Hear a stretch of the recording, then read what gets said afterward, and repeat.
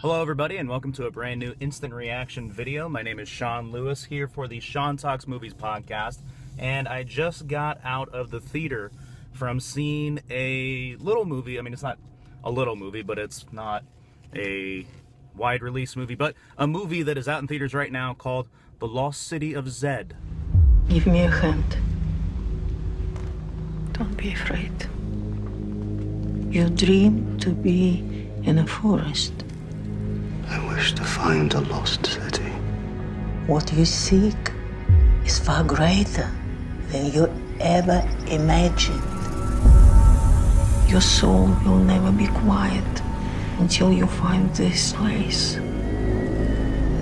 It is your destiny. Now, this movie follows the true story of Percival Fawcett, who's played by Charlie Hunnam. Percy Fawcett was a soldier and an explorer back in the early 1900s, and he made numerous expeditions into the Amazon. And they started out as map-making trips. He was there to actually stem some of the hostility between Brazil and Bolivia at the time.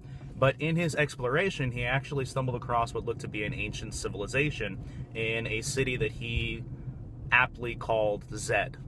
And he then wanted to continue to return there to find this lost city, and he wanted to expose to the world the possibility that there were older civilizations and possibly grander civilizations than what the world had known at the time with the English Empire and its far reach around the world.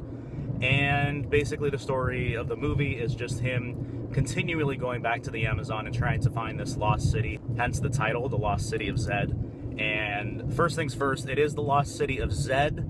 I know that all of us here in the United States are going to look at it and say the Lost City of Z, but in England they pronounce the letter Z as Zed, and that's just how they go about it. So that's the actual title of the movie. Now, to start, I do want to say that this is an absolutely beautiful film. This is a movie unlike anything else out there right now. It's definitely getting back into more classic elements of filmmaking. This is almost bordering on an epic type film. It is 2 hours and 20 minutes, so in length it's already bordering on that, but the way it's shot is done in a way that kind of harkens back to kind of the adventure films that we get out of the 50s with things like The African Queen and movies like that. And there's just kind of this classic aura about everything about the movie, and I think that that's a really interesting choice to go about this because I think it works really well. And I think that from a cinematography standpoint, this is a beautifully shot film. The score is absolutely beautiful. I haven't had a chance to look and see who did the music for the movie, but all of the kind of technical aspects of the film are pitch perfect, and they do give this movie a great amount of credence all the way through, and it just is really incredibly well shot, well directed. James Gray is the director of this one, and he did a fantastic job just crafting this movie. Really, I mean, the only thing that I can say is kind of a knock against the movie would probably be the performance by Charlie Hunnam. He is the lead here as Percy Fawcett, and he is not bad. I am kind of on the side that I don't really understand why Charlie Hunnam is really being pushed as a lead actor in Hollywood, because I just don't see him as being all that great, but this is the best I've ever seen him, and I think that he does have a few scenes where he's very, very good, and he does enough to carry the movie, and I think that that's really all you need out of a story like this. That being said, I kept thinking how great Tom Hardy would have been in the role, and maybe that's just me pushing something else out there, and I do have an affinity for Tom Hardy, but Charlie Hunnam does a good job here. We also get some good supporting performances from Sienna Miller, who plays his wife, and she is fantastic the whole way through in her limited role, and she just does a very good job of being that counter to him and kind of being the one who has to stay at home and have to deal with him being gone for years at a time. And we also get a good performance out of Robert Pattinson, strangely enough.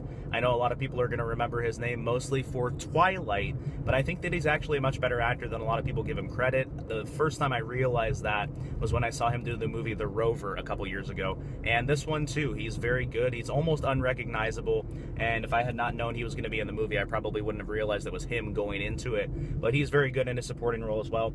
Also, Tom Holland, who is the new Spider-Man, who was just in the Civil War movie last year, and he'll be in Spider-Man Homecoming, obviously, in a couple months. He plays Percy's teenage and grown son, Jack, and he's only in probably the second half of the movie, but he does a very good job as well, and I think that we are getting a good sense of him as a fully rounded actor rather than just doing the superhero thing, and he's a good one. I think that he's got a good career ahead of him. But really, it's all about Charlie Hunnam, and the few issues that I have with his performance, like really the only things glaring about this movie that I could really say are negative about it, because for the most part, this is a beautiful film. You get caught up in the storyline, you get caught up with the characters, and it truly did affect me, and to the point where I was starting to tear up at the end, and I don't really want to give away anything about the ending because I think there's a lot of speculation, I think is a good word to use, about how everything kind of turns out, and I think that the movie had to do what it had to do in terms of crafting an ending, because I don't know if there necessarily was a true ending to this story. But The Lost City of Zed is a great movie.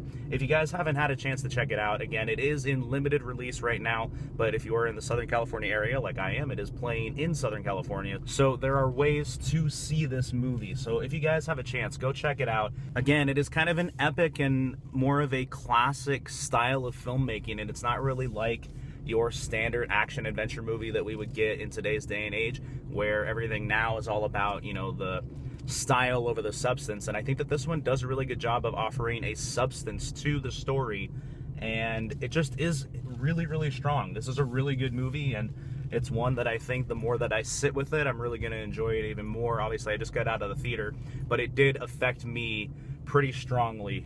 And I do have to say that The Lost City of Zed is definitely one of the better movies that I have seen this year so far. And I'm thinking about going to watch it again, because it's a strong movie and I really did enjoy it. So if you guys haven't had a chance, go check it out. The Lost City of Zed in theaters right now. Definitely worth a watch. Thank you guys for watching the video. If you guys haven't already done so, make sure you check out SeanTalksMovies.com for all of the Sean Talks Movies media. You can get links to the Facebook, Instagram, Twitter, YouTube, obviously you're on the YouTube channel right now, but YouTube and the Patreon accounts, all of which there are links in the description below. Sorry, I'm parallel parking right now, and I'm not really doing a good job because I'm paying attention to the video more so than anything else. But anyway, so thank you for watching the video, and I hope you guys had a good time, and go check out The Lost City of Zed. It's a good little movie. This search for Zed, I can no longer bear the cost. You've come to doubt its existence. No. I only doubt that Zed provide all the answers you seek from it.